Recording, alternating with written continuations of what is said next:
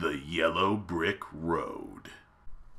This video does not reflect the actual views of real people. These are actors playing a role to entertain audiences. No persons or animals were harmed in the making of this video.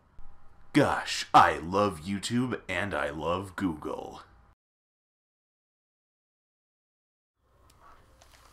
Welcome to the Yellow Brick Road. I'm Jordan, this is James. We're going to be lazy today and talk about religion. I guess while video gaming. And whoever can ask anything. Hopefully about religion and atheism. Hopefully it doesn't involve race and genetics. It might. So, first video up. Pastor John Hagee on why the U.S. Embassy move to Jerusalem is so important. As you can tell, he's going to lean towards the religious side of things, as opposed to the atheist side of things. Yes, there's sides somehow. Reminds me of politics. Alright, so here's John Hagee. Esther, thanks for joining us. Motherfucker. I hadn't set up the audio first.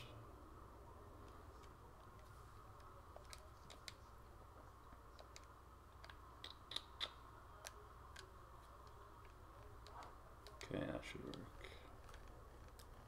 Trio is at the center. Take a look. Pastor, thanks for joining us once again here on The Watchman.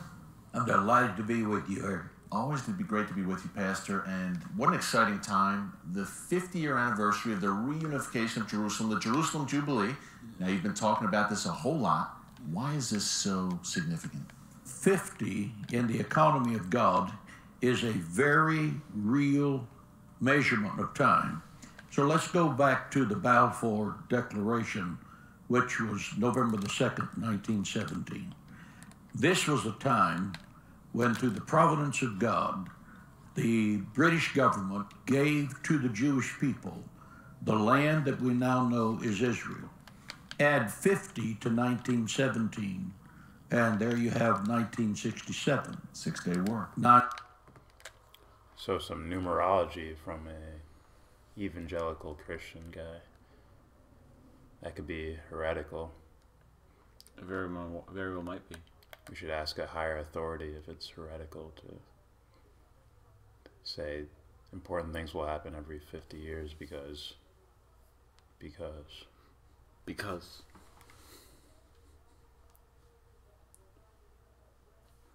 Yes. Every 50 years. Yeah, there's no self-fulfilling prophecy going on here. It's just natural stuff happening. Does anybody see the problem with this?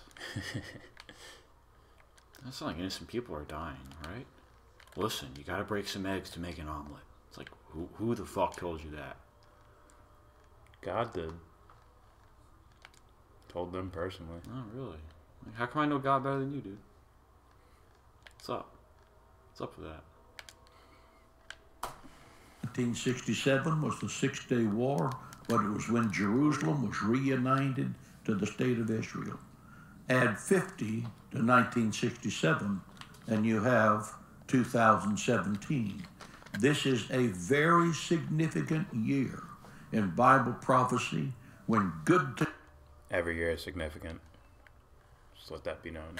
Every second is significant. So, you're probably going to tell we're going to debunk religion with, I guess you could say, I'd say spirituality. Which is why I believe it was original intention for spiritual purposes, not they have to die because.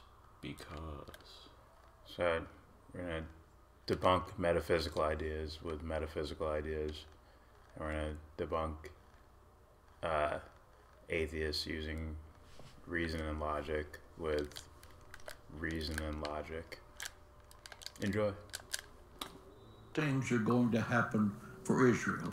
It is my prayer that before this Jewish year is over, that the embassy will be moved to the city of Jerusalem, and the nations of the world will know that America fully endorses the statehood of Israel, and that Jerusalem is no longer up for grabs. That doesn't say anything about America. It's just this. Some doctrine. Well, it's whatever people conglomerating. Yeah. They're the ones saying this, not Americans. Yeah. So, once again, Especially speaking with- for others. Yeah. Like, Tons of information being left out here. speaking for others, bad. Speaking for God, just as bad. Yeah. But it is specifically and uniquely the eternal and undivided capital of the Jewish state. Yeah, people ask a lot. According to who? Bible? Now, I'll give you that it's inspired by God, but is it God's words itself? Maybe it is. Depends on how you define God. And also, I consider everything inspired by God, quote unquote. But then that's just my definition of it. Yeah. Pastor, why is it so important? Why are you guys talking so much about moving the embassy to Jerusalem? Why is it so important that the U.S. Embassy moves to the eternal capital of Israel, Jerusalem? Probably because of some self-fulfilling prophecy that they didn't investigate. They just read it and ran with it. In fact, a lot of people walk away from this prophecy that, Jesus will come back or some messianic figure will come back. And obviously, the Christian's guy is Jesus, who's going to come back. And I believe the Jewish, the Orthodox Jewish, Yeah. I believe their ideas, what's it called? It's not the Messiah. It's some sort of word. It's a prophet. It's supposed to be a messianic figure. Yeah. Whatever. It's a prophet of some sorts, I believe, Yeah, some guy who's probably like a political figure or something like that. Or that's how he might be envisioned. Which ironically sounds like the Christian's idea of like an antichrist, right? Some false Jesus guy Yeah. who's gonna be some political figure. It's like, oh, that So you guys teaming up to fulfill something, that can only lead to some good, it'll lead to problems. Right. For the simple reason, it gives to Israel the same dignity that we give other nations on the face of the earth. Except for the people that were living there already. Yeah, their homes Their- bulldozed. Their dignity doesn't matter because People that are, continuously persecuted against. They're not allowed to go in certain parts of the town, right? Whenever they're driving, they have to stop and pull over while other people can walk through. well, you're talking about the social implications. I'm I'm just- talking about just the original idea of it. I'm sure. Okay, we found this plot of land that has other people living here, and we're just gonna stick our flag in the ground and say Well, yeah. it's ours. I just wanted to include everything. Yeah. I only have to say it once. America has embassies all over the world, and our embassies are always in the capital city. But that's not true of Israel, allegedly our best friend in the Middle East. Somehow we've gotten the idea that if we keep the embassy away, we can use that as a carrot to get the terrorists to come to the peace accord. The terrorists are not going to come to a peace accord over Jerusalem. Yes, they're terrorists. They're all terrorists. They're evil. I believe that's the explanation he has behind that. Very well thought out. Yeah. It's not like it's rhetoric by any means.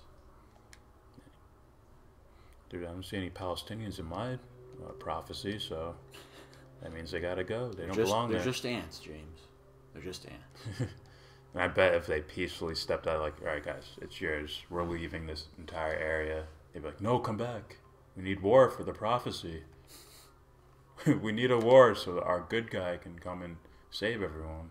If there's no war, how are we going to do that? They just round up a bunch of people and just write Palestinians on them. Go, oh, this is good enough. Yeah. This is...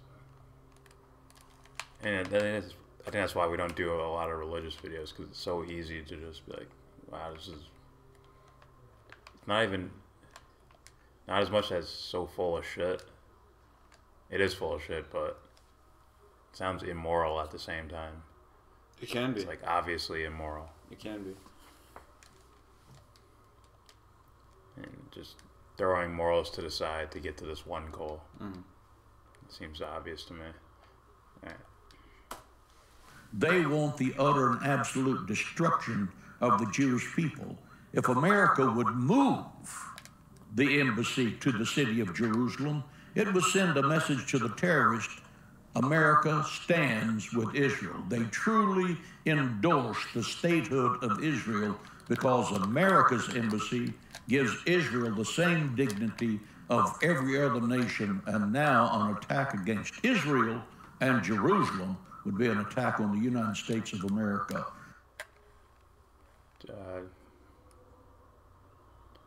We're going with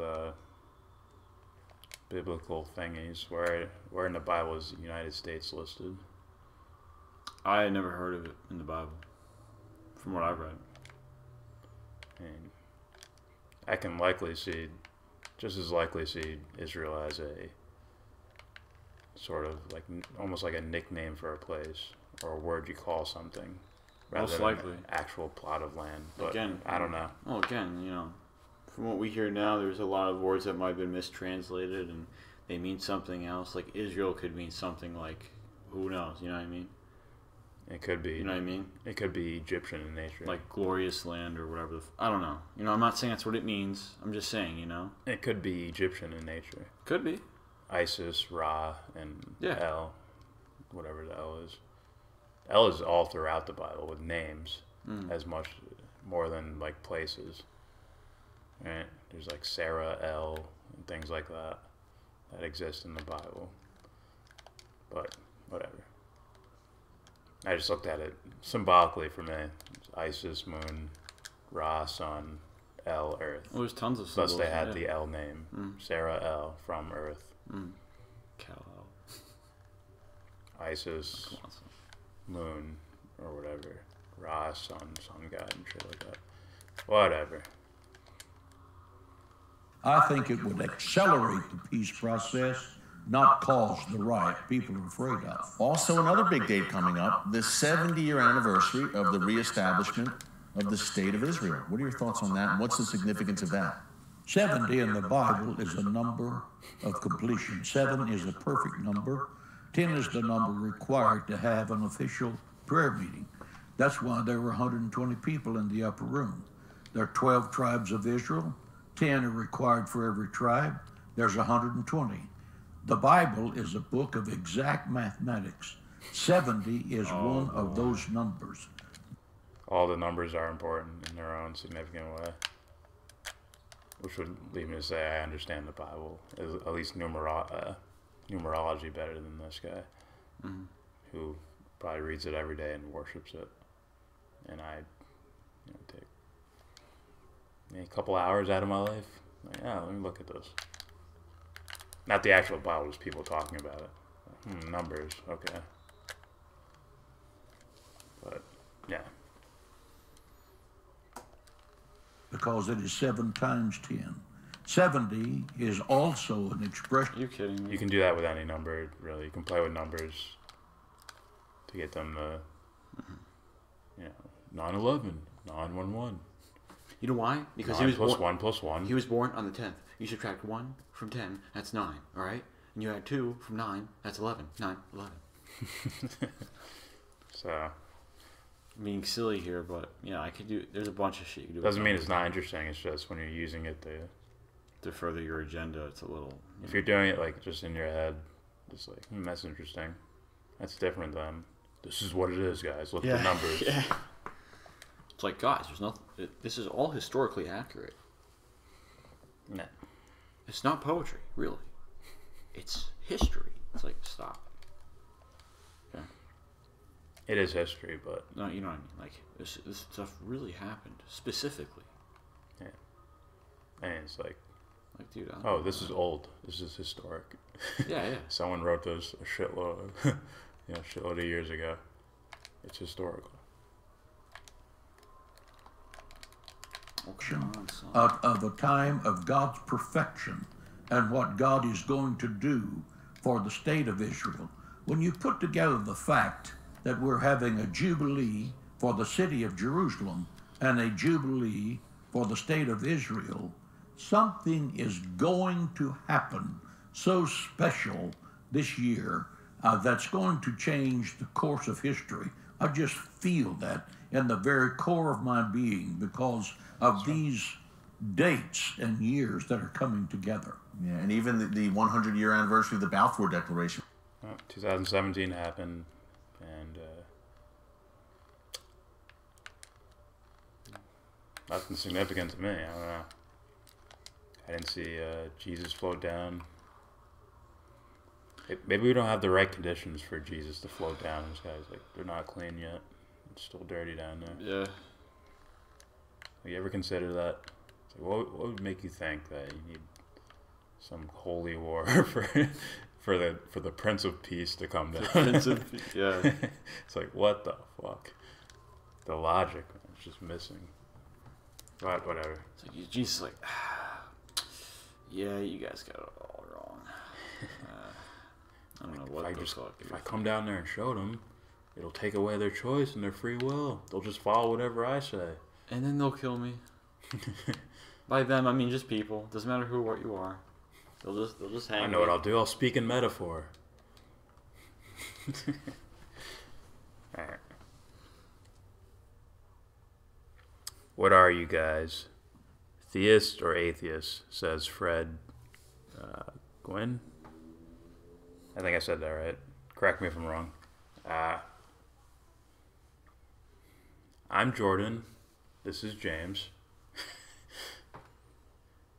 And I put things simple in the two categories, good ideas and bad ideas. I just follow that. I agree with that, those words. Yeah. Do I think there's a spiritual component to the world or to the universe? Yeah, I do. In fact, I know it. Patience, Fred. Patience. You would figure that'd be the first question, right? Yeah, I figured. If any questions were asked. Yeah. See, our channel, no one gets a good handle on what we're saying, so. I am not a fundamentalist, nor am I an atheist. Which might be a fundamentalist of atheism, of science. Right? I am not that. Yes, it is. You just don't understand my answer, Fred. Oh, there aren't just two teams, correct? Well, I guess if you say theist, I guess I'd fall into that category, but... It depends what he means by theist. I'm not religious, as in, I'll read one book and say, this is it. I'll look at all the books and say, this is it, but this isn't. This is it, this isn't. And on and so forth. I have a lot of respect for the Jesus character. Oh, I like him. He's Batman before Batman. I like him. He's Batman before Batman. He's a champion. Yeah. They even hid away his secret teachings. Because people are like, oh shit, he's saying we shouldn't have churches.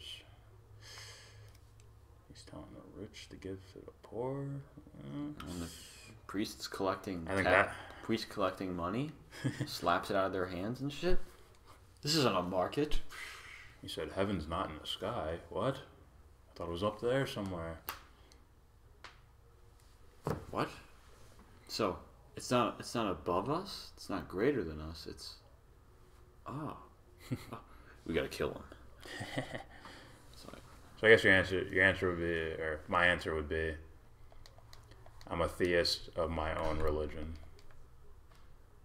I'm a fundamentalist of my own religion. Once again, this is our language, and our meanings may be very different than yours. That's why probably you did not recognize it as an answer.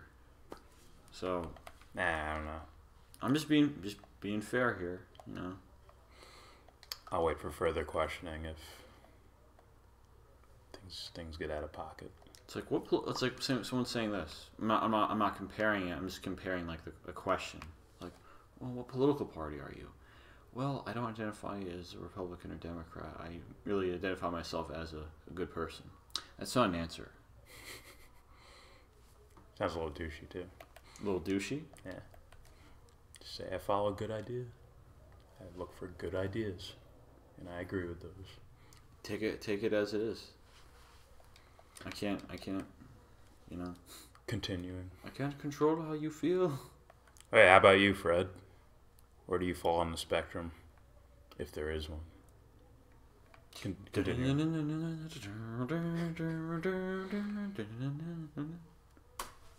Which you mentioned earlier, Sound effect Pastor. machines. One of the Yeah. major issues One day. right now is the Iran nuclear Let's get deal, on. obviously. You've been speaking, our team at Kufi has spoken so forcefully against this deal from the very beginning, sounding the alarm. President Trump recently decertified the deal. Yes, What's the significance of that? A good move by the president, to say the least. absolutely. The deal. Yet, a deal where people agree not to build nuclear weapons. Yeah. They got to get out of that one quickly. You got to run away from that deal. You gotta do the cartoon. You gotta do the Tom and Jerry thing. Like their feet are like in motion, but they stay in the same spot, and they go. You know what I mean? It would have been a better deal if they were both sides were like, we'll both get rid of all our nukes. You just got to do it too. Yeah. But that's not happening because dumb people run countries. Or, Yeah. Or clever. Maybe. Clever people. Corrupt people. Most likely corrupt people. Continuing. Absolutely, it is a very good move by our president. Prime Minister Netanyahu says, nix it or fix it. That's a very good phrase. Perfect. And it perfectly describes. We're getting a lot of media about how foolish the president is being. Let me tell you something. Every patriot in America and every Jewish person in Israel and America should be applauding and saying hallelujah, because he could kick the can down the road and say, we'll let another president handle this on another time. But he's doing it on his watch because he sees how dangerous it is. When the I thought Iran was nowhere near nuclear weapons, nuclear capability. I felt that as well. Yeah, I even thought they fought to keep the peace deal on the table because they understood the consequences, right? What usually happens when, right, you negotiate a, Denuclearization. Yeah, you negotiate that. If you want to invade a country, you step out of that deal so that so that the public looks at it as like, okay, they can build nukes now. They could be a threat. Then you push out the story that, look, they just bought some uranium. They could be building a weapon with that. And then you could just lie about it, get all your intelligence agencies to agree to that lie, repeat it over and over again in nightly news, and then you can invade. So I think that's why Iran was like, we want back in this deal. That makes it worse is when people already don't really have a clear idea of morality, and then they infuse it with like, hey, listen, it's not right. It's not right, guys. Like, they don't have this. It's like, huh? Oh, okay. The guy says it on the TV. He said God, and I'm with that. It's like, guys. And just look at countries that give up their nukes, that had nukes or chemical weapons and gave them up. There's a trend here. Something happens to them. They usually get invaded. Yeah, one way or another. Yeah. Iranians are in the streets shouting death to America, they mean that. In the case of Iran, they worship death, and these ballistic missiles they're prepared. It's like you worship death. Yeah. Like you actually worship death. Yeah. And it might even be several kinds of deaths. There's a death of other people that aren't in your clique, and then there's death as in empty rhetoric, empty in the universe in the universe of spirituality and soul and spirit and all that shit. It's death talking. Yeah. So a whole lot of being frank with you. To further my agenda, people are gonna have to die. Like, that's empty, dumb talk, man. Well, there's no my opinion, I don't hear any heart from this guy at No, all. no. It's as soon as creeping you me out. as soon as you take a step towards your heart and then advocate for whatever killings or whatever, calling other people evil and like, oh, we need to destroy them because they're evil. As soon as that happens, it's like, okay, we know you never moved an inch towards your heart at all. You just used what atheists use. A lot of atheists used reason and logic. What was your presupposition for your logic? You have a book that tells you everything. Meaning, this is the kind of dude, right? This is the kind of dude that will most likely make decisions like this. Well, if we make this move for the country, it's gonna increase the amount of money we can make. Like, people are gonna get hurt, but the amount of money we're gonna make. It's like, you don't want that guy speaking for people. Okay? If someone floats down from the sky, right? And it looks like and it appears like some prophet figure, you know. You don't want this guy speaking for us. No. But they would know immediately. It's like, oh, you people are still here. Well, I'll be back. Hopefully. Just flies away. I would hope they would be more blatant than that. Like, listen, you guys got work to do. Especially you. You right there? Especially you. You know what they would do? It's false. It's not Jesus. Like, it's me. Really? You can call me that if you want. He does like the water bottle game and turns it into wine at the same time. It's like, look, bitches. This shit, yeah. Wine. Like, oh my god. It's not him. Jesus would never. I'm like, actually, it is written. And it shows him flipping like stone like cups of water and shit. Yeah. Everyone's like, like, you were the fire emoji. selfie. You know where the fire emoji came from? See? It meant fire because this shit was hot. It's like in stone and shit. Everyone's like this. There's a characterization of how amazed they were. But yeah. My point is, if it doesn't fit with their fucking agenda, man, they'll even if someone floats down from the sky, I truly believe that they'll fucking vilify that, whoever that is. And that's what I mean when I say, oh, they'll fucking kill. By they, I mean people, not Jews, not Christians, people. People will get fucking scared and they'll go, what the fuck? We gotta kill it. That reminds me of the movie Mother, where sort of seems like I'm leaning towards like a metaphor of the Bible or whatever. And the mom has a baby, and just like crowds of people just like, oh, we're all here to celebrate. This is beautiful. And then they eat the baby. Oh. Yeah. So it might be something like that. Damn, son. I can't fend for myself. Jesus, do it for me. Alright, continuing. Or for us. They already have the ability to reach Israel. These ballistic missiles are coming to the United States of America that can make 9/11 look like a walk in the park. Up next, how is... That sounds like fear porn to me. Using fear to install an idea.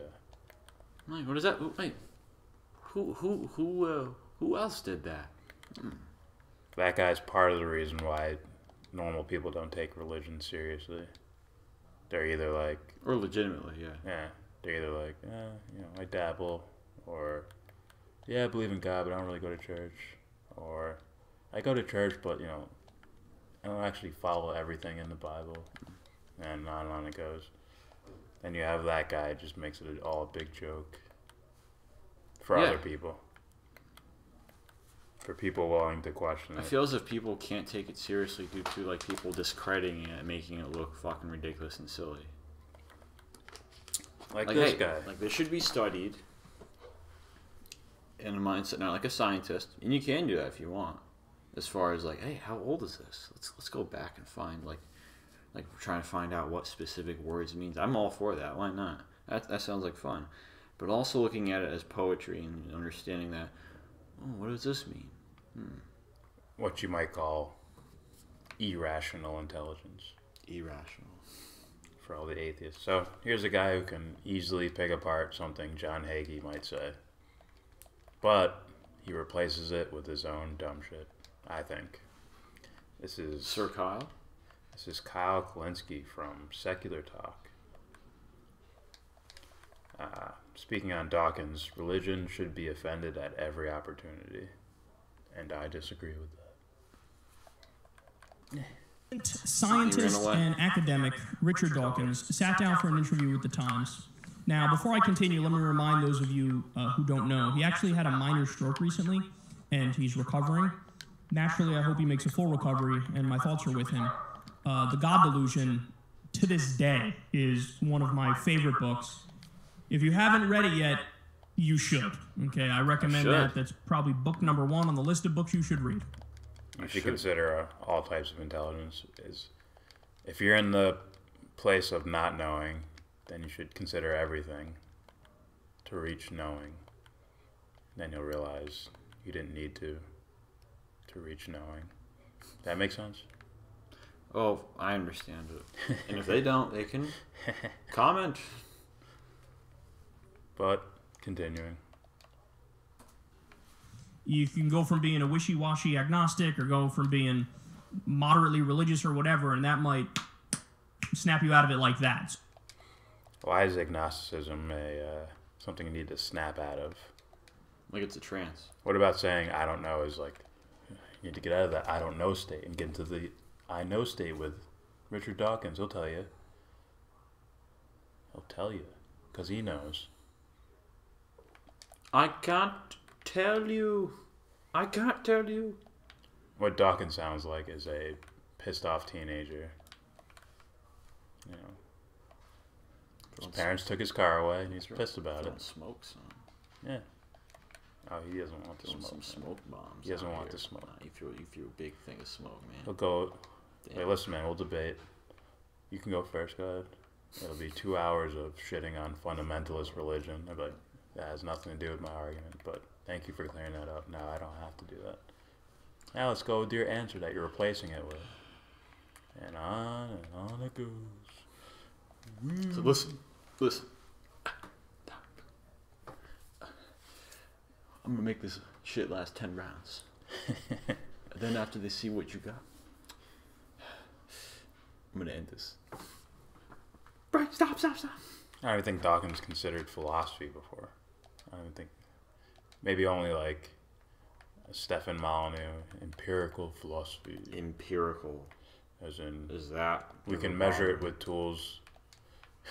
Tools that are meant to replace our imperfections. You know, like we can't see microscopic particles, but a microscope can. So what we did was we used our imperfect senses to create this machine that's perfect. Somehow that's logical.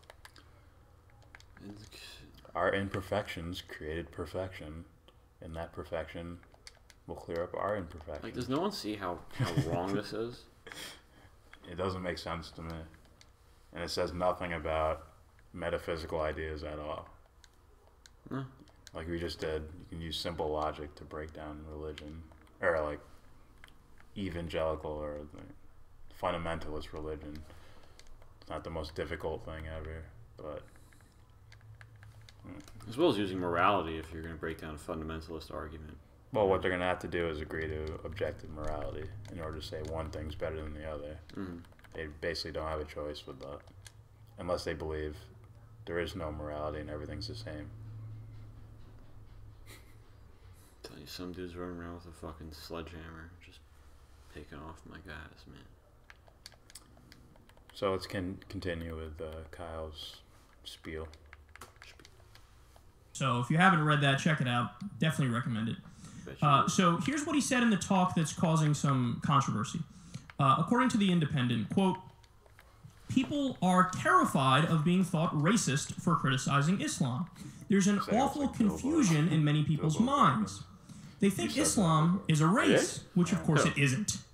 If you're seen to criticize Islam, Bilbo, you're often accused of racism, which is absurd. The actor who played Bilbo Baggins. I'm all for offending people's religion. I think it should be offended at every actor that opportunity. played Bilbo. Yeah. Okay, so there are really 2 points there and 2 separate issues to discuss. We're only going to talk about one of the points On that you're about to hear. one of the issues, I 100% agree with him, and on the other one, I actually think it's a little more nuanced. So first, let me go to the total agreement. The total agreement is with that last part. He says, I'm all for offending people's religion. I think it should be offended at every opportunity. I would lean more towards Jordan Peterson, to where it's okay to risk offending someone. Yeah, you don't go out of your way to offend them. That sounds immoral. Unless you believe there's no morals, in which case all your shit falls apart. Sure. So like once again, it's like you saying, like, "Hey man, I disagree with your point." Like, hey Kyle, yeah. Like that, and that may offend them in whatever type of way, but you can take the risk. Well, I could just be like, it's okay. Like, hey Kyle, you're an asshole. I had no choice. My genetic makeup made me do that. There's no choice. Well, there's no choice unless there's a driver. Yeah. So, you're an asshole. Stop complaining. Sit down.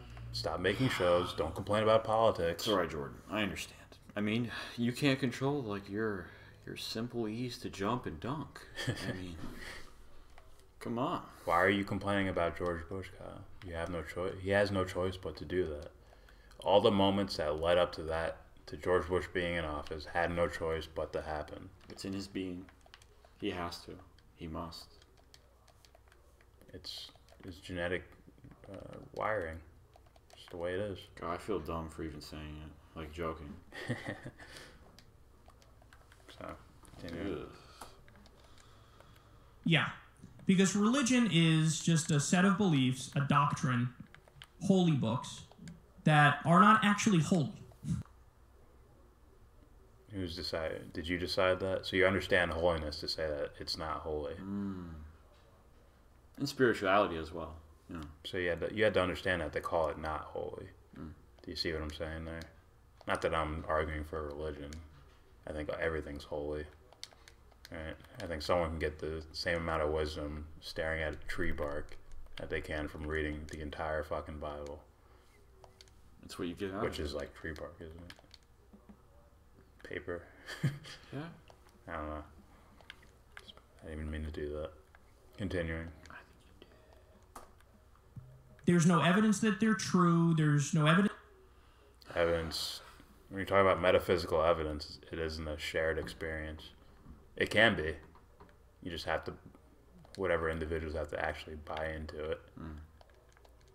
Someone's like, I refuse to believe this, and then they're trying to tell you, quote unquote, evidence. It's like, well, you're not on that radar to see the evidence. It's like, right? It's psychological. Take your psychology and all that. Just on a psychological level, try to do that. Take someone who's fundamentalist Christian and try to show them thermodynamics. Yeah. Or evidence of dinosaurs or something. Like if their psychology's not radared on that shit, if they're not fully invested, like if they're not considering this as a possibility, they're not gonna fucking see it. Yeah. Duh. And if they physically see it, it's like, nope. It's like, well, fair enough. I can't show you. I can't do it. That is exactly right. That they're real. There's no logical, rational reason to believe it. I live by logic and ration and reason.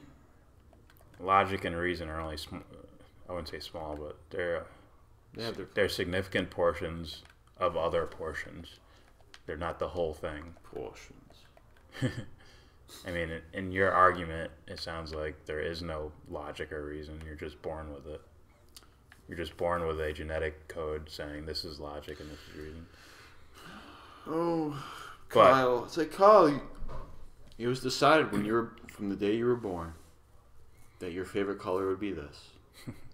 You had no choice. Also, logic and reason are relative. They're not concrete terms that these guys want to make it out to be. Right? If I flip a coin and every time it lands heads, I walk down the street and I find $20 on the road. Every time I flip a coin and get heads. Like for that person, their logic is flip a coin, hope it lands on heads. I'll get $20. Or their logic might be I'm done flipping coins. I want to earn my money. I don't want to just stumble upon it all the time. Yeah. Or whatever. They're creating their own logic for things, right? They have a rational answer for why they do certain things. Thus, it's relative.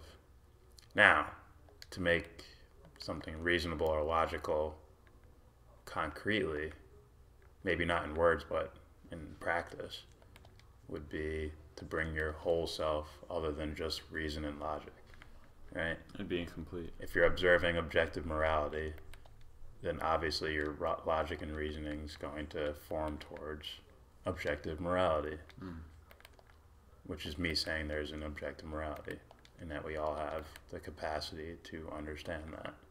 Thus, our reason and logic would appear similar as far as basic core things.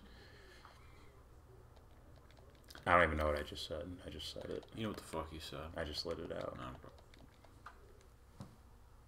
No, I don't protect myself. I'm the Jesus of pause. I sacrifice myself dude, so others can it's live. just a game, dude. Just a game. All right, continue. So to attack a doctrine is to just attack ideas that are, by their very nature, irrational because it's not based on truth. It's based on truth. Yeah, I don't agree with everything Jordan Peterson says, but he would rip him apart in an argument, and it wouldn't be close. It wouldn't be fair. Yeah, I am no fan of Peterson, by the way. I'm not fans of any of these guys.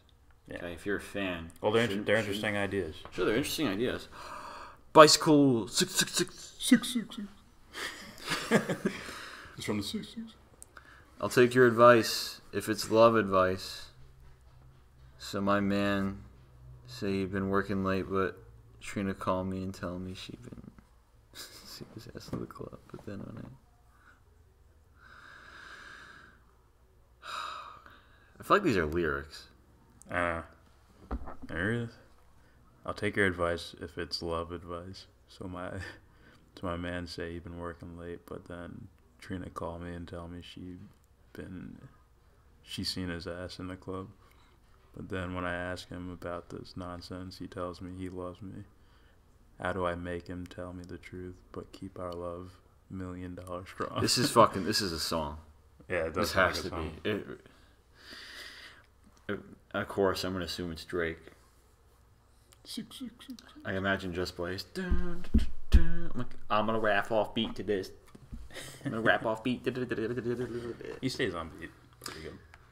There are times where he's like, I'm just going to go at my own pace. This is still going to sound good. Then I'm going to sing. Well, what you do is you know yourself. Then you can recognize your true love. And then you might say, I don't know you.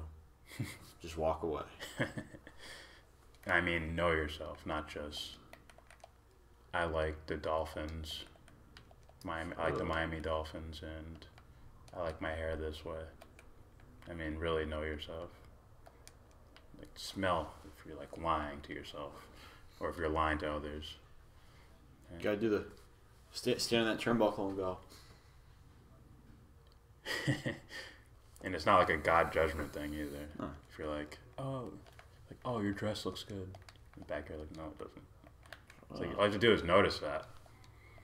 That's really all it takes is just pay attention to that.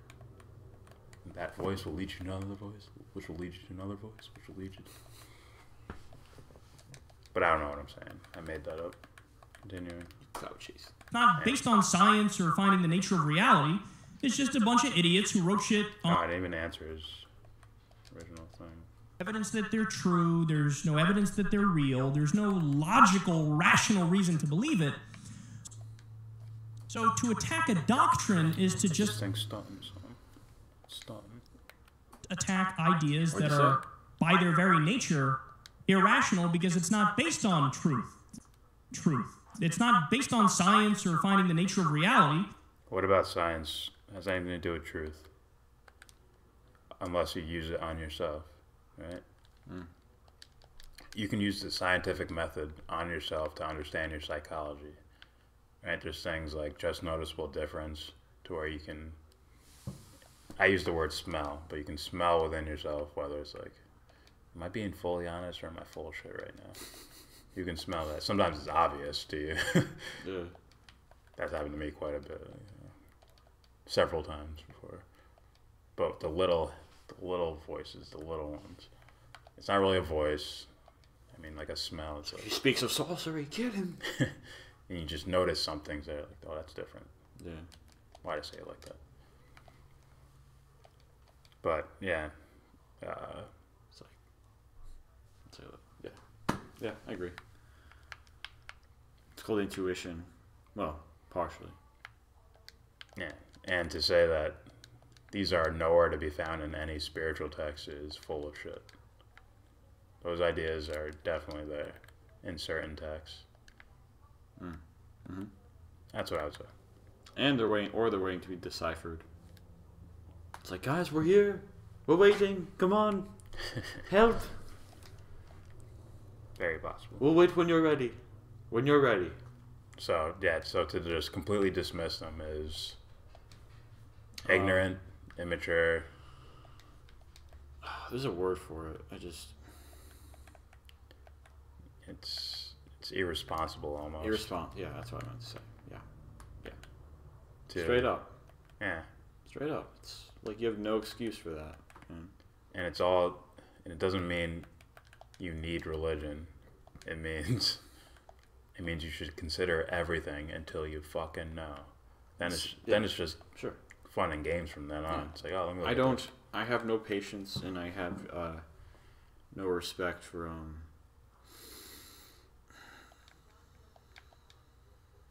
team playing.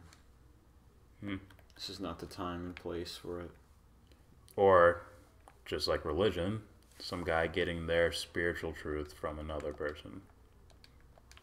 Now, he may not call it spiritual truth, but let's say he's definitely calling it truth, which to me is a metaphysical idea, right? It's not a physical thing you have to touch. A truth. Thus, you're getting your truth from someone else. In this case, Richard Dawkins. Now, just to be clear. Just like someone reading a Bible, right? Yeah. Some dude or lady or whoever wrote that shit, or a team of people wrote that shit. It's like, you're getting your truth from another person. Think about it. Your truth from another person. It doesn't make sense. So, put your little detective hats on and get the fucking work. Otherwise, we all suffer from your ignorance. We're gonna die, man. We're all gonna die. I haven't hurt anybody. just look inside. It's like you're hurting yourself. It's like bullet holes. Like, oh fuck. Destroying yourself, huh? Yeah. Can you be arrested for that? Self-harm? Can you imagine? You shouldn't be. I'm saying, can you imagine? It's like, continuing. What the fuck? It's just a bunch of idiots who wrote shit on pages, going back thousands of years. Watch. I wouldn't say a bunch of idiots that wrote things on paper. Unless you say the same thing about Shakespeare and whoever. Jonathan Nolan. There's idiots that wrote things on paper. It's incredibly irresponsible to say fucking that. Batman's real?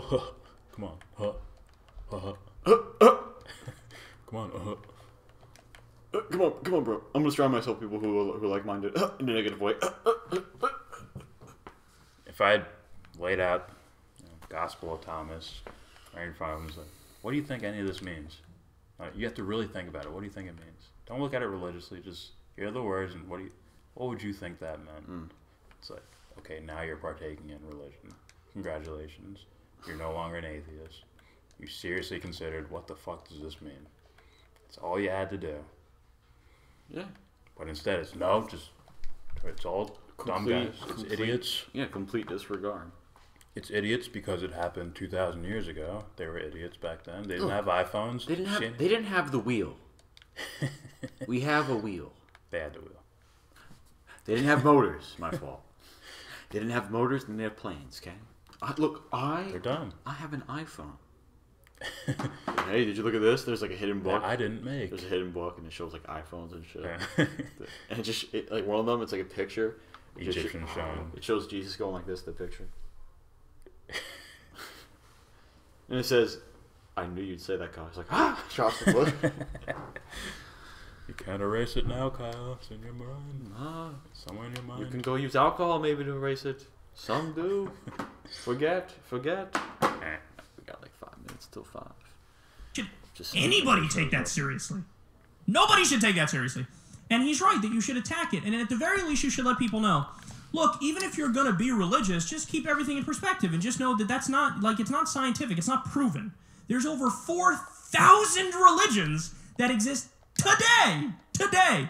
So even just from a mathematical probability perspective, are you really that special that you happen to be born into the one religion that is true when all the others are bullshit and wrong? But my mommy and daddy were so special, they happen to be right and then pass on the correct religion to me. The same happened to you, Kyle. Mommy or daddy passed on this to you. By the way, I didn't know you could prove things with science. I had no idea. You can make approximations, but just straight up truth. That doesn't even like fit into the way I think about science, right?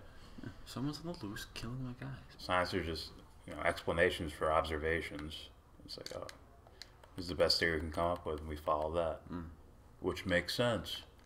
But to say this is it, we're stopping here. It's the absolute truth. There is no further research that needs to be done. This is it. Period. We know this because I measured it. It's like, what? It's like, no, we don't. Nah. Honestly, it is a childish way of thinking. I agree with you. That's what I was thinking too. And you should be embarrassed if you think like that. So, on that front, he's totally right. Offend religion all day long, and I lost it. you're just right to do that because you're just attacking beliefs and ideas that are not based in reality. I could do the same thing to you, Kyle. Kyle. I'm gonna Kyle. I could literally do the same exact thing to you. Kyle, There's a reason why logic and reason on their own will break down to a certain level. And even if people say, hey, I use my religion for good, that's great. I'm happy for you. But there are reasons to act good other than because it says so in Mother Goose. Why is it good? What makes good good? Have you asked yourselves these questions? Or is it just, I just get it because I get it? It was there from where I was born. You don't kill because you don't kill. So yeah, I like that answer. But you have no scientific explanation for it. Yeah. It's like, stop, dude. You can't measure who I am. Like, come on. Trust me, Sam Harris tried. He tried really hard. Failed. Or it's in Narnia. Sorry, but it's true. And that's actually a good point. Like, oh, for religious people, look at other writings and film and things like that. It's like, they may be saying something similar or something existentially nutritious. Very possible. Okay, that's enough secular talk. A lot of symbolism in that one, from what I remember. Narnia. The movie. Yeah. So, moving on to Steven Crowder, a religious guy. I haven't seen this video, so I have no idea what they're going to say. He's here? Got a whiz. Oh, good. Just want to make sure I wasn't scolded this time. Thank you. Top objections to Christianity. So I'm guessing Steven Crowder is going to debunk. No, he's going to destroy. He'll mop the floor. He's going to destroy the top objections to Christianity. Let's see if I agree. That really is the art of marriage, is learning to stop being selfish and start being a servant. That's not a degree you can get in college. That's not a major you can take. But you can take underwater basket weaving as well as professional protesting to make sure that people do. Okay, I'm skipping this. The unchurched. This was a little research project we did some years ago. Oh, you motherfucker. Don't you do this to me. Don't you do it. Let's refresh this. Come on. Come on. And that really is the art of marriage, is learning to stop being selfish and start being a servant. And we did some years ago. I just want to figure out what are the primary objections of the unchurched, those that have never been, the de-churched that have left. And so we hired, I've got it written down, GFK, this research group. They called 900,000 people, random digital dial, had 70,000 conversations, boiled it down to a list of 18 to 44-year-olds, 1,000 people, and male, female, young, white, black, old, rich, young. You can take your pick. There's infinite genders and races now. Yeah, etc. bucket. Everybody, number one, same thing. The main objection was intolerance. Okay. That Christianity is an intolerant religion. And then I wrote it down. It then plays itself out in 8 arenas. So the number 2 issue was sexuality. Number 3 was politics. Number 4 was morality or hypocrisy. Number 5 was spirituality. Number 6 was gender. Number 7 was scripture or authority. Number 8 is economics or greed. And number 9 is counseling or relevance and irrelevance. And what our research showed, massive project, there is only one objection, and that's Christianity's intolerant, and then it plays itself out in different arenas. Right. And you'll see that blowing up and trending on social media and such, where it's a political issue or a moral issue or a spiritual issue or a gender issue or a sexuality issue. But ultimately, those are just like 8 octagons that the same fight keeps happening over the issue of intolerance. And that's the primary objection from everyone, is that Christian belief structure is just simply intolerant, therefore it's unacceptable. And how do you deal with that criticism? Because the reality is, it is intolerant of some behaviors, of some practices that are self-destructive. But that doesn't, first of all, it's not even comparable to, let's say, some religions like Islam, which we talk about a lot. You're not lopping hands off. But how do you balance that, again, with being authentic, saying, well, okay, this is true. These are closed-handed rules. These are open-handed rules. And explaining that to someone who just blankets you with intolerance. Well, it's all about interpretation anyways. But what happened to just taking the best ideas and throwing away the worst ones? It's not on my team. It's not on my team. My team says no. What's wrong with that? In any discipline of intellectual pursuit, any discipline of it, I don't know. Well, and I would say, first of all, the intolerist is on the left and the right. I mean, it doesn't matter, who you check for your political persuasion, that it exists on the left and the right.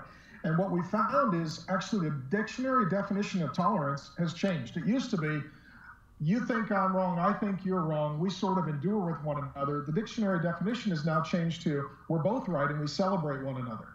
Right. Which is what you see in social media. Unless I wave every flag and march in every parade, I'm intolerant. Right. And so, really what we have now is a change to where, unless you... The quiet nod towards like gay pride parades and shit like that.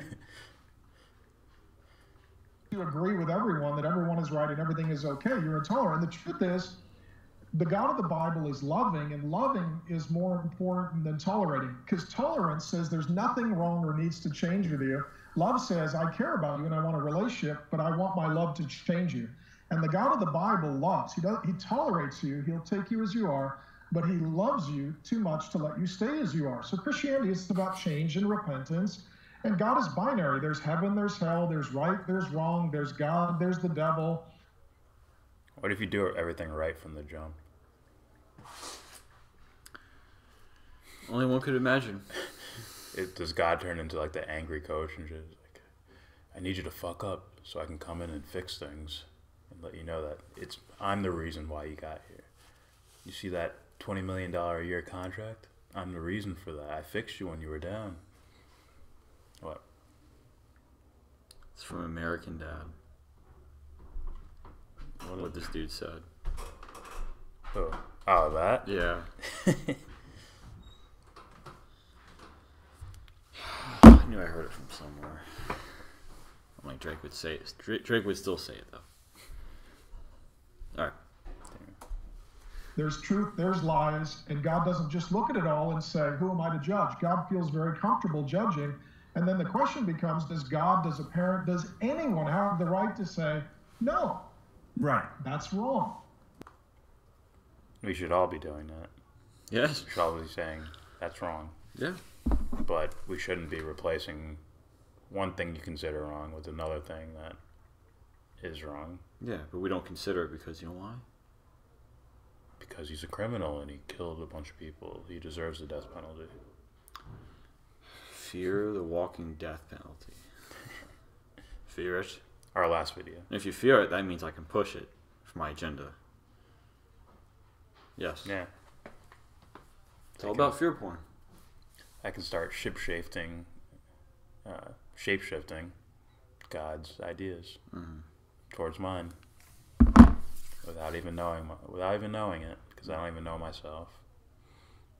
I gave myself to God so much that I didn't even consider that I was the one creating God the entire time. See, you have to know yourself in order to have a chance to say that this is God and this is me. I mean, that's just simple logic. I'm just letting you know. But no, to start all the way. Yeah, he wrote a book. Just read that. Shut up. My being just... Shut up. Read this book. Place it with the book. Oh, it doesn't fit my soul. Like the hole in me, man. Where my soul should be. The book won't fit. What's going on? Like, hey guys, what if we're reading this book wrong? You know? Shouldn't we know if we're fallible before we read this? Yeah. For all we know, it's some language that's like the King James Bible. For all we know, it's something very similar to English, but it's not actually the English we know. The things we can take from is stuff like this, right? I'm not want to consider that. Yeah, I'm not quoting it, but it's very similar to look into the mirror before I look at anybody else. Huh? No, that's just some silly shit. It's not in the book.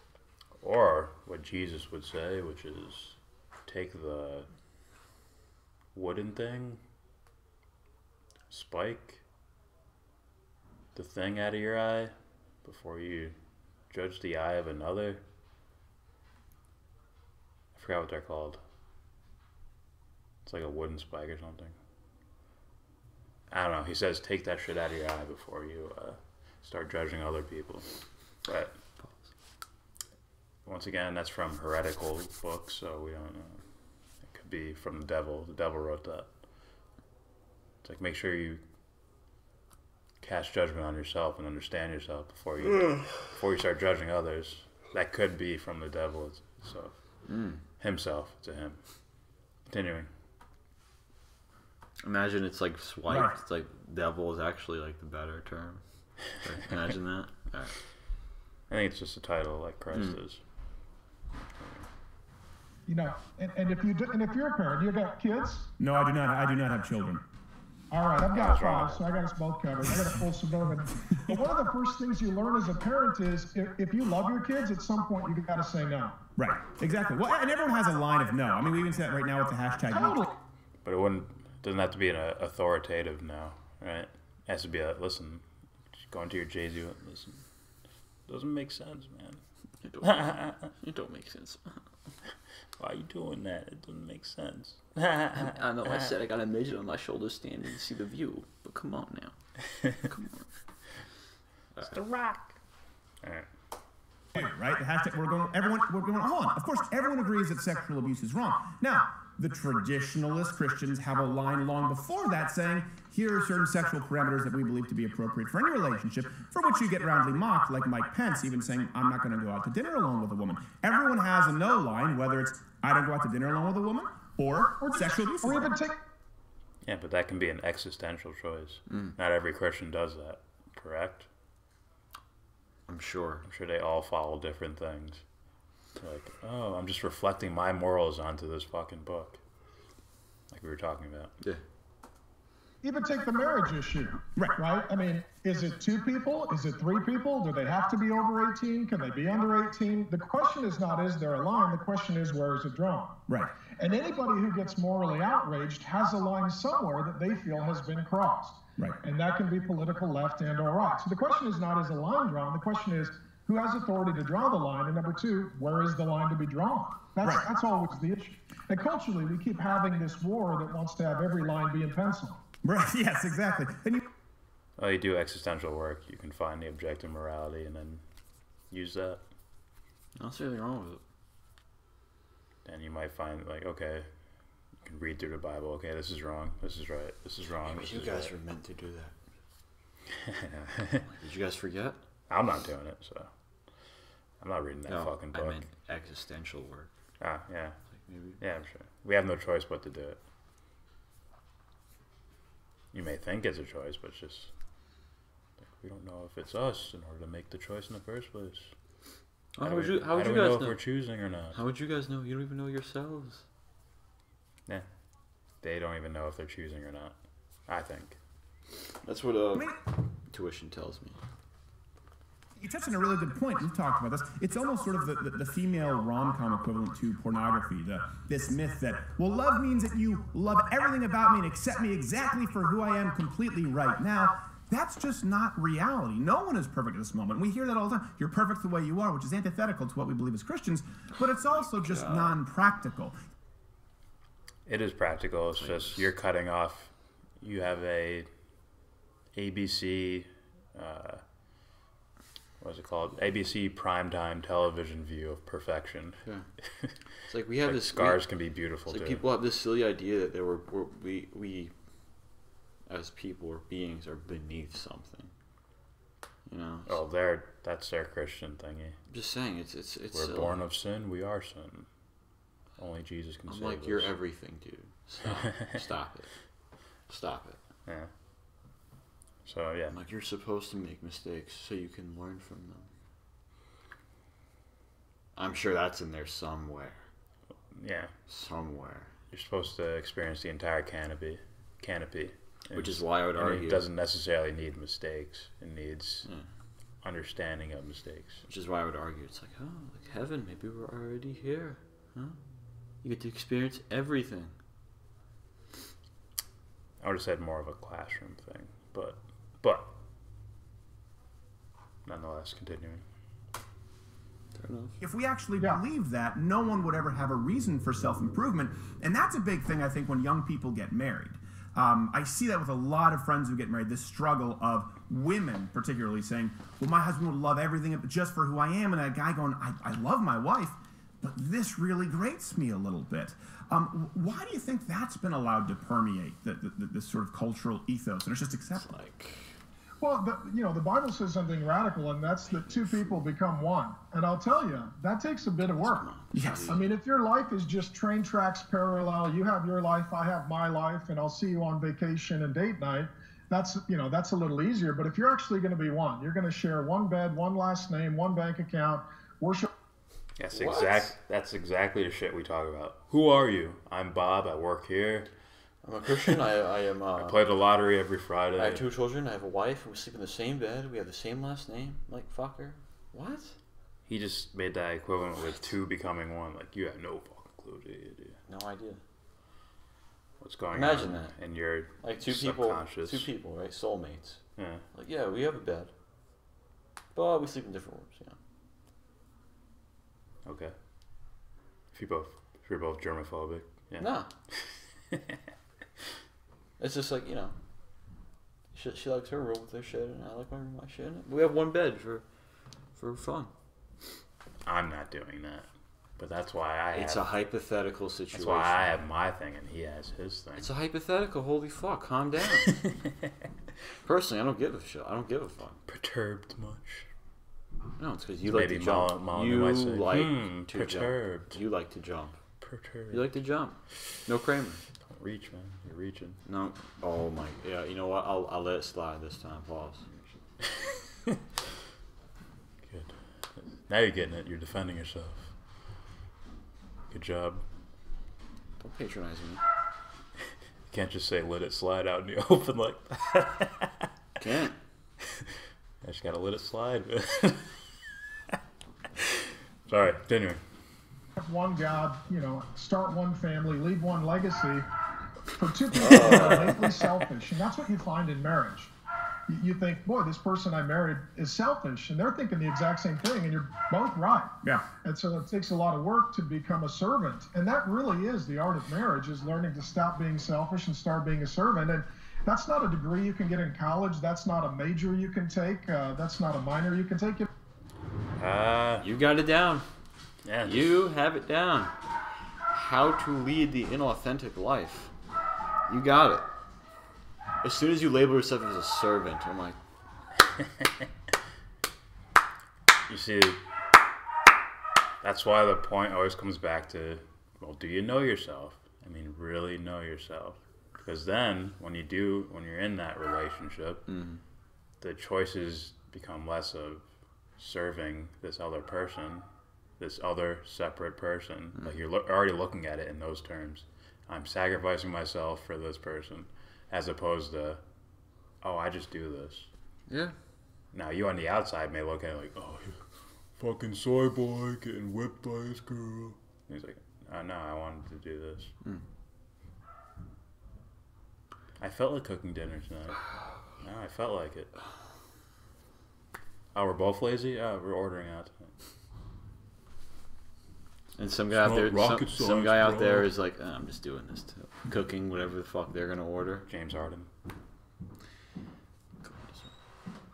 But here's the sad part: if Only someone, on offense, though. he's cooking, right? But if someone accidentally spills salt into the pasta, he won't do anything to stop it. He'll just be like, no, he'll be like this. He'll be like, no, stop. I'll put more sauce. I'll make it better. Imagine James Harden, like, you know, after he retires from the NBA for whatever reason, he becomes like a cop or something like that. It's like, oh, I want James Harden to be like our commander of the military and shit. It's like, no, he's in you charge. gotta go over there. He's in charge of the border. He's like, all right, okay, cool. Like, just like hordes of people. I turned that off yesterday. I turned off the sending links in the chat room. I turned that off so that allows all comments to go through, and it's still blocking shit. Whatever, we got it. All right, let's finish this video. Now, how to be humble and serve people. No. We don't live in a world that holds that up as any sort of value. But you can't take underwater basket weaving as well as professional protesting to make sure that people do not come on campus with whom you disagree. So there's a balancing act. It is, yeah. And so that's the world we live in. We live in a world where, you know, it is not about humility. It's not about sacrifice. It's not about service. And everybody's miserable. And my point is, it's not working. Right. Which then creates an interest in, is there transcendent law? Is there a God who's behind all of this? Does God have a way that's better than our way? Is it a good idea to draw some lines and say no somewhere? Because if your thing isn't working, maybe your thing isn't right. Fine. Yeah, good point. Good point. If your thing isn't working, your thing might not be right. But here's the thing, it's come from him. So. How are you defining working? Or right. The right thing. Yeah. It's like, I already know you guys are bullshitting. Not only that, like, my name is Steven Crowder, and I debate with college campus kids. Like, dude, how? That's so low. Like, debate someone, dude. No, I don't think he wants to smoke. No, he's a coward. Continuing. Final question for you, and then we have to go. We have a lot of young male viewers. There are a lot of young female viewers, but particularly a lot of young male viewers who write us a lot, who feel lost. One thing you've touched on, and like you talk about the media, who totally fall. This is not the Mark Driscoll that a lot of people would read about on the internet. You've really touched on this false idea of machismo and actual positive traits of masculinity that we should reinforce, and the difference there. Can you explain that? What is that? Machismo? Yeah. You never heard of it? I've heard the word. It's macho. Oh, okay. Male machismo. Gotcha. You got that machismo, man. Gotcha. You put it on a taco. Some people who are watching, I do my best as a ham and egger, but when I talk about, being a man, when I talk about being a good leader, when I talk about being a good husband, that is all inclusive of being a servant, being somebody. I mean, to lead, to protect is to serve. No, you become the living embodiment of something, and then people just happen to follow. In the perfect world, no one would be following. But in this world, I understand if there are leaders that exist, but they're just being themselves. And people are like, I'm attracted to that. Formulate group. Well, there's nothing wrong going on a journey just for self-discovery. It's just when we stop there, we make this idea that we should stop here. We're just his team. There should be certain ideas to where the idea of a fan just goes away. Yeah. It's more That's why with like specific... It turns into practical things. Like, okay, this guy's our speaker. He's not really our leader. He's up there because he expels the idea the best. He uses the best words for our idea. Yeah. If he gets out of pocket, we get up on stage, slap him, and the next guy gives it a try. And again, it's like that's why like I'm not fans of anyone in particular when it comes to like philosophers or anybody like commentating on political things. Mostly because it's I admire like their focus on this specific area, you know. But I'm not a fan because there's no room for fans here. This isn't a sport. Yeah, dude. This isn't a sport. This isn't the Yankees. Okay, this isn't the Knicks. Yeah. It's straight up. Oh, people, this is like ideology and you know, shit like that. Political things. People could die from these things, you know. People can die, you know. Ignorance and corruption. There's no room for fans here. If you're a fan, get out. Leave. Leave. Certain ideas demand individuality. Straight up. You can't be a fan. You can be a fan of someone dunking and shit. Home runs, pitching, running backs. Not of ideology. Yeah. You can be a fan of you can even be a fan of the craft. Like, oh, I like maybe the style he speaks in, or the language he's using. Well, that's fine, yeah. But the ideas themselves, you can't be fan. You can't be a fan. No. You have to be a critic. All right, continue. And I feel like a lot of Christians, yourself included, are misrepresented. Here's the false machismo sort of archetype, and then what a positive male role model would be. What would you say to young men out there? Well, that's a layup. His name is Jesus, man. I mean, the most influential person in the history of the world, more books written about, more songs sung to, more lives devoted toward anyone who has lived in the history of the world. I agree with that. But, you know. When he says it, it's like. The victors of history usually write the history. Let's be honest. And most of them are probably using Jesus' name in some way. Yeah. This is what Jesus would want. It's like, no, actually.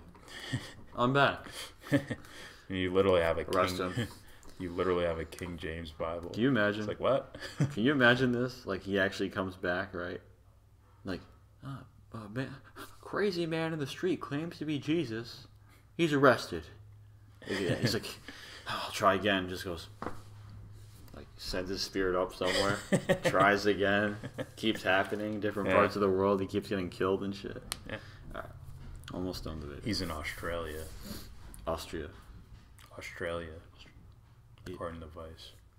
All right. Really? And so you're looking at the most significant person is a young male who was a virgin. I mean, just that in and of itself. I mean, he's in his early 30s and he's a virgin. So today we'd add that to the list of miracles. You know, but if you're a dude who's looking for a role model, or incels. Or someone who's like, I haven't found the one. Just leave me alone. Leave me alone. God became a man. He went through the puberty years. He went through the teen years. He went through the 20-something years. All of his friends were getting married. He stayed single. And also, he hasn't made an argument of why Jesus is the model. I don't think he understands the Jesus character. No, he doesn't. No. Like, he's sturdy and a virgin. Those are good things. It's like hair? That says nothing about anything. He turns the cheek. He went through all the stages of life, and it's like that doesn't make him. I don't know. He was 6'1" and 185 pounds, and he looked like Johnny Damon, 2004. It's like, huh? He looked like a pothead. So it's like, come on, man. And then he moved. Then he decided Denver is the new Holy Land. Go Broncos. he wasn't wasting his time. He wasn't was Jesus strong? Absolutely. Strongest person who's lived in the history of the world. Was he truthful? Most truthful person who's lived in the history of the world. Did he have healthy? There is no most. There's no most strong when you're. That's called I play for this team. Obviously, he's not talking about like physical strength. No, I was joking. He's talking about like integrity. Yeah. There's no most integrity. No, It's just there's just a certain level where it just is like truth. Again, he wouldn't understand this probably. Yeah. But when I call Jesus a champion, that doesn't discredit other champions out there. Yeah. No, they're all champions. He's just the most famous one. Well, yeah. That doesn't make him the strongest. It's like, stop it. That doesn't even make sense. Stop it. No, it exposes him. It exposes him for being the team player that he is. You're the most humanist human. It's like, that doesn't mean anything. No. It's like, what? Nothing. Relationships with women. Some like of his closest friends, like Mary and Martha, were single women that he had very close, friendly relationships with, but they were not immoral, they were not sexual, they were not inappropriate. And Jesus knows how to give a punch, he knows how to take a punch. And so, you know, for me, it's like, if a young guy can't just sort of see the obvious, that the Bible's about Jesus, and if you're looking for a role model, use the same one who's been working for thousands of years. I thought the Bible was, right? The Old Testament was around before Jesus. Am I correct on that? I thought so. It's based off the Jewish thing? Mm-hmm. I think so. I don't fucking know, man. It's been a while since I really dove into that stuff. Point is, we're moving on. This is going to be our last video. I thought that was our last video. Yeah. Whatever. Joe Rogan destroys religious fundamentalism in epic rant. Go Rogan. Is this Joe Rogan clips? Is it? Or is it Joe Rogan University? No, it's just some random guy with Bill Hicks as his picture. Bill's like, that means he's awesome. Imagine if Bill's like, what the fuck you doing? Take my picture off, man. You don't talk for me. Can you imagine that? Alright, continue. It's like someone with a stick, someone with a stick just beating another dude up with it. And it's like, he has Jesus on his shirt. Jesus like, what the fuck, dude? What the fuck? Continuing. I know evolution's the wrong word for that, but as it improves and expands, we are no longer accepting the idea of Satan. Like culturally, Satan was an accepted thing hundreds of years ago. It was parallel. Like if you looked at the mentions of Satan and the mentions of God. Actually, I know what I want to do with Joe Rogan. I want to dress up in like a churchgoer's guy, whatever they're called, preachers or whatever. Yeah. Or reverends or whatever they're fucking the called. outfit. Just run up to in the name of Jesus, but start saying like real shit. Yeah. But he just hears the voice and sees the ad like, oh, this guy's wrong no matter what. This guy's crazy. Look at his getup. He's a staff, dude. He's a wizard. Look at his cape. I start doing it. Say some real shit. Oh fuck. You gotta do the thing where you gotta Rogan, you gotta comb. Enamored by the looks of it instead of the content of the words. You gotta part your hair, dude. Play mine, guys. Is it a joke? We'll play it off camera. And, right. And he'll be the only one watching. Just kidding. They were right up there together. You're blaming Satan on the bad things and you're praising God for the good things. That's no longer the case. Now we just cling to these absurd notions of this one that's watching us all the time, and you've got to sort of peripherally mention it and casually reference it without going into detail, and you're allowed to do that because it makes people think, well, you're on the same page as me. You're a God-fearing Christian man like myself. I'm a God-fearing Christian man myself as well. God bless you. God bless you as well. But if... So is that where you stopped, Rogan? Is that you stopped? That's just a poor argument. I hear him do that. Yeah. Like, I hear guys that make arguments that you were like, this looks sketchy, or this is bullshit, or whatever, but when they're sitting in front of you, you're just like, oh, okay, I'm accepting your ideas now. I don't know. Right? To be nice. We need more nice people. You can't listen to them. Yeah. We can talk to each other, but don't listen to them. Turn your comments off. And it's like, what? Huh? Like, all you said was people are looking for like-minded people. It's like, duh. Like, you do the same shit. Like, look who he talks to. Yeah. You know what I mean? Just being fair. Continue. Satan is looking out for you. Satan is watching you right now. Satan is just letting the air out of your tires. Like, that guy's a fucking idiot. You know, like we've moved past. He's letting the air out of your tires. What? How do you say that without laughing, like stopping and laughing for a second? Fucking comedians, man. Satan. Yeah. But we haven't moved past God. Exactly right. Yeah. Or the idea of God. If there is some all-knowing entity that is controlling everything and is filled with love and has a grand plan for the universe, they have yet to show themselves. Yes, if you're going the biblical God, which I guess is where he's going, but in my definition of God, it already is. Like, it is itself. It's the universe actually creating itself right in front of us. We found a new star today. The universe is like, I been did that, bitch. Catch up. I'm still expanding, motherfucker. I don't get it, man. I don't get it. It's like someone that claims that they tried to. Like, look, guys, I've already been there. I'm like, no, you haven't. You stopped here. You stopped right here. That's as far as you went. That's why you keep talking about it. I guarantee you, he probably felt the same way about this for a long time.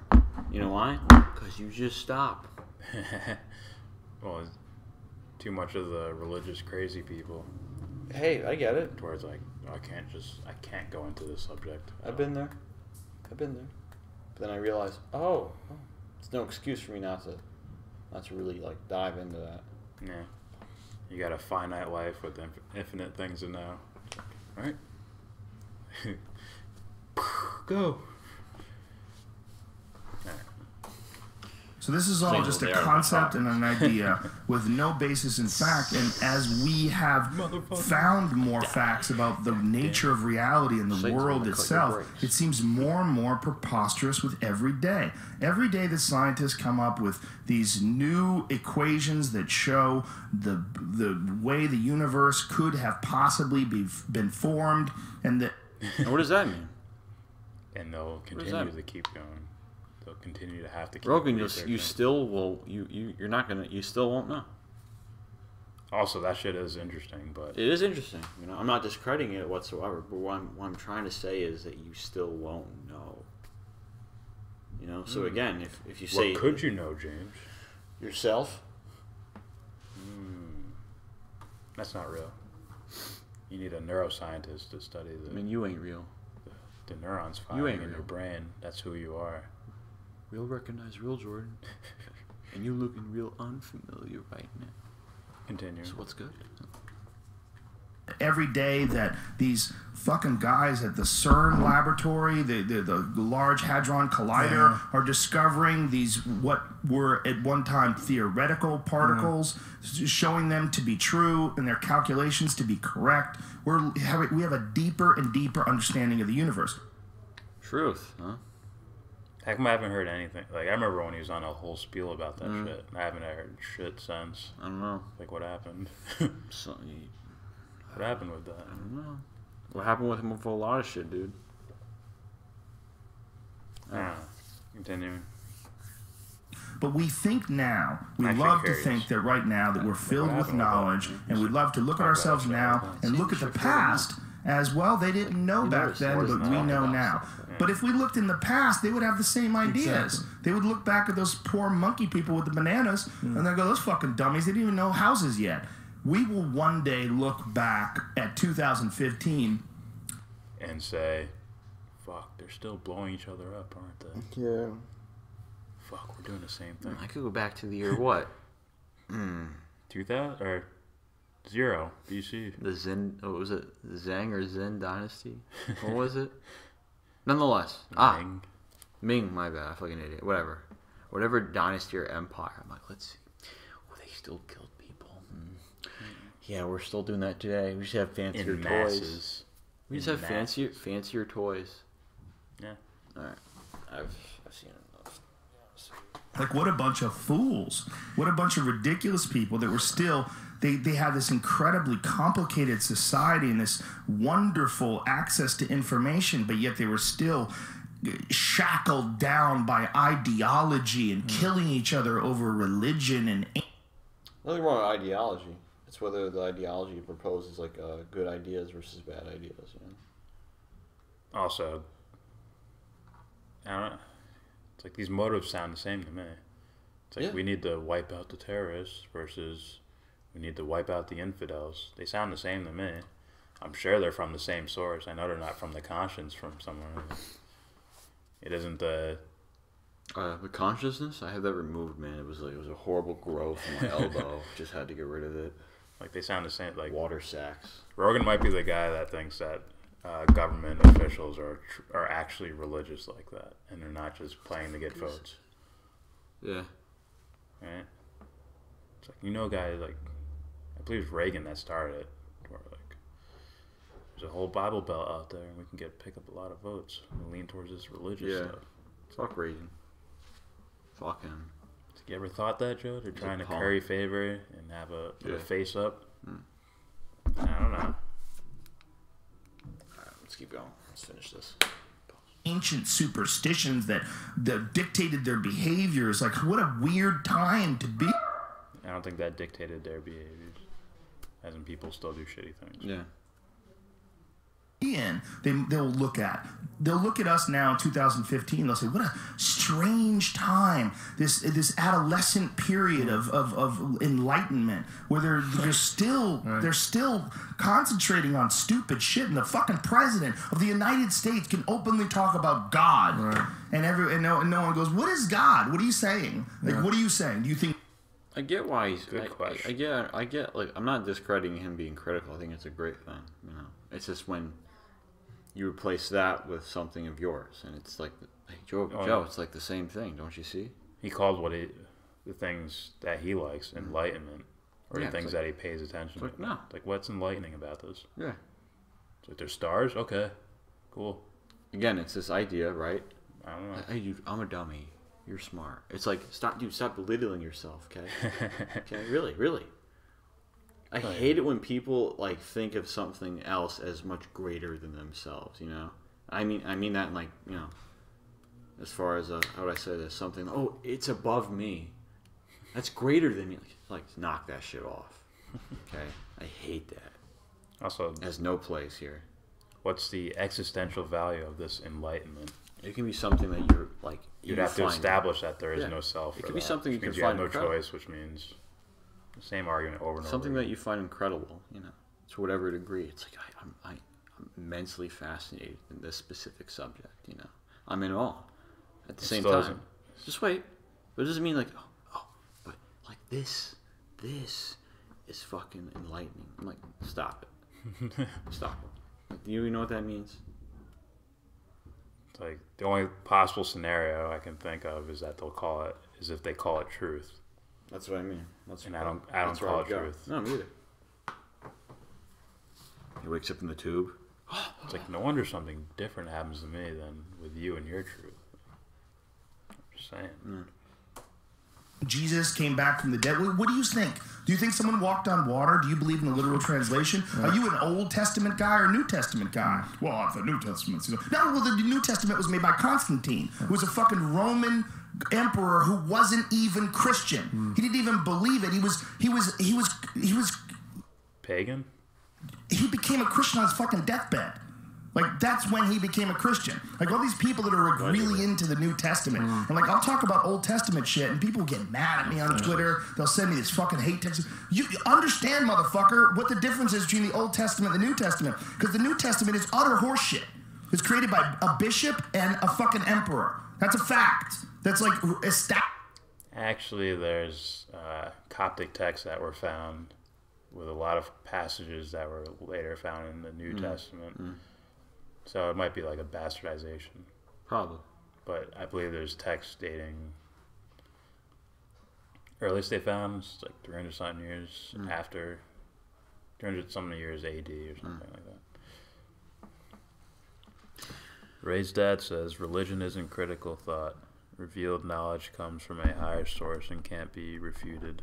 The Enlightenment rejected revealed knowledge, but revealed knowledge can still be useful. That sounds like a fucking riddle or some shit. The way you wrote that sounds like a riddle. Hey, religion isn't critical. I disagree with that. Revealed knowledge comes from a higher source and can't be refuted. And it depends on what you mean by higher. You're going to have to elaborate, son. The Enlightenment rejected revealed knowledge. Depends on what you mean. But revealed knowledge can still be useful. And you have to elaborate more. Yeah. Alright, let's finish this video. Established religious fact. Like, everyone knows where it came from. And not only that, it was written hundreds of years after the death of Jesus. So what are we talking about? Stop. Because if you're talking... We don't know that, okay? We don't know it. Just because people can measure it, what have you, does not make it a fact, okay?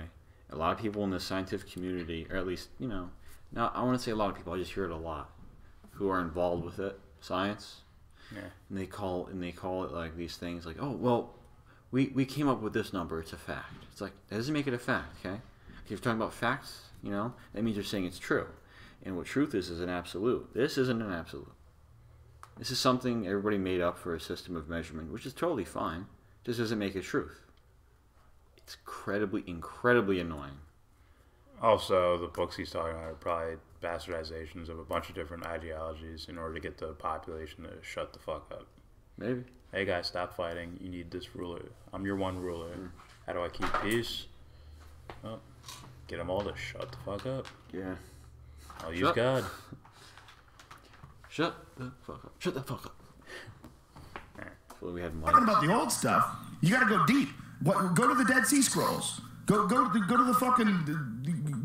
the most ridiculous aspects of that, and tell me you basing your life on that, because that's even more preposterous. All right, look, I Dead Sea Scrolls. That's the Jewish one, right? I believe so. Higher source. Hold on. They're not Raise Dad. Higher source. Jesus, Moses, any prophet, a sibyl, an oracle, your parents, anyone you can't comfortably refute. Yeah. Higher source. I don't view anything as a higher source. Again, you might be using a word differently than how I would see it. I think you're saying something to the sense of like an animus figure, a daddy figure, or a mommy figure. I don't have one. Like, daddy will tell me. I don't have one. And not anymore. In such cases, God or Jesus would be the daddy. Not anymore. Yeah. Once. What I can do, you can do and more. Neo. But you can fly. I'm like, oh, we all fly. Found them in clay pots in Qumran, written on animal skins. These people thought the world was flat and the sun was 17 miles away. And they did.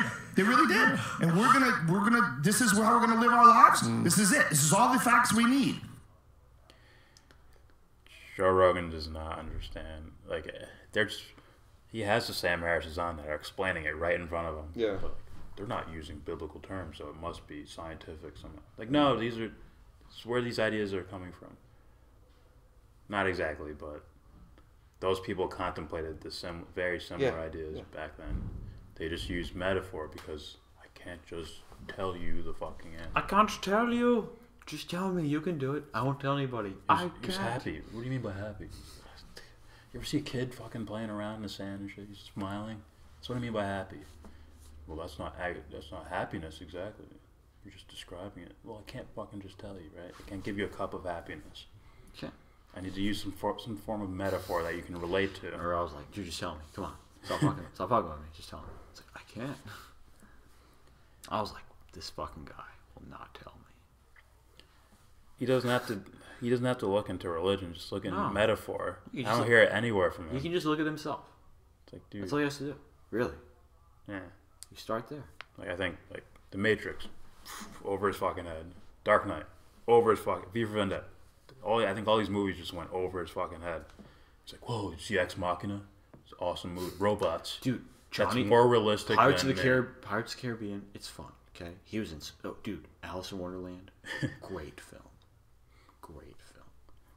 He's saying... I'm done with it. I'm done. He's basically saying the chance for us zapping our consciousness into robotic bodies is more realistic than himself. Yeah, I'm done. He's saying those are more realistic than me.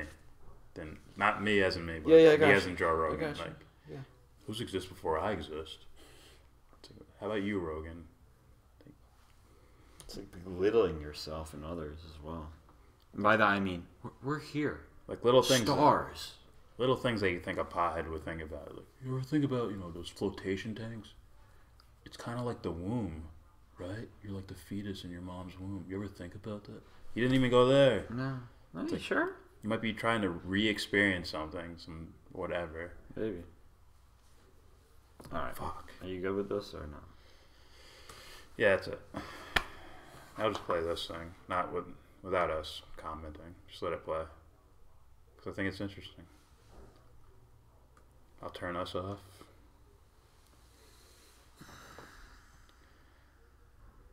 So, enjoy this, guys. This is Elaine Pagel's. Geyser. Enjoy this person. Enjoy this. Elaine. Don't forget to subscribe and comment. Elaine Pagan. This is Elaine Pagel's talking about something. She's someone who's like, she takes both aspects. Oh, I consider science and I look at this as poetry. I look at all of it. So, enjoy this, guys. Where the disciples say to Jesus, according to the Gospel of Thomas, how can we see you? How can we come to see who you are? And he says, when you take off your clothes without being ashamed and trample them under your feet like little children, then you will see the Son of the Living One without fear. Oh, and this is an image of baptism, of going back to the state of Adam and Eve when they were innocent and rediscovering their connection with God. So, first I want to go back into a bit of the darkness with all of this. Is there a transition? Is there a little place of tension that people will have to traverse in order to really open their hearts and their minds to what's possible with Christianity? I mean, there seems to me that there's a heavy momentum going on around us that if you're caught by it, you're really going to miss the core message of all this. What's your... So on the cautionary side, we're going to ask you about good news later. Now I want to ask you about the hazards. What is really the heartbreak for you in our culture today with how Christianity has its grip? Well, I think part of it is that many people feel that asking questions or voicing any doubt is somehow subversive. I've been told by so many people, oh, well, I always wondered about that, but I was told not to ask that question. I was actually invited out of Sunday school at the age of 8 for asking questions. And my family was very much involved in this Baptist church. I still continued to go. Yes. But I wasn't invited. I just had some real questions on my mind. They asked me to not attend. Well, I think that is tremendously sad. That is, it requires the shutting off of the mind. And in the Middle Ages, they called it the sacrifice of the intellect. It was considered a good thing to do. This text is not about that. It's about exploring, seeking, and finding. For example, in the Gospel of Matthew, the disciples say, teach us to pray. So what does Jesus say? When you pray, say, our Father in heaven, hallowed be your name. He gives them the words. And they say, well, do you want us to observe the kosher laws? And he says, no, these don't matter, and so forth. And how shall we give alms? And he says, well, when you do it, don't let your left hand know what your right hand is doing. Do it secretly. In the Gospel of Thomas, there's a completely different perspective. It's not that this is thought to be necessarily totally contradicting the other teaching, but it's an advanced level. So the disciples say to Jesus... Very good, advanced level. Yeah, it's not that this is, just weird, as my teacher used to say, or that this is Gnostic or peculiar or just odd, but this is considered a higher stage of understanding. Fabulous. So the disciples say to Jesus in saying 6, well, do you want us to fast? What should we eat? What diet should we observe? How should we give alms? How should we pray? And on this advanced level, he doesn't tell them. He says, do not tell lies and do not do what you hate. For everything is known before God in heaven.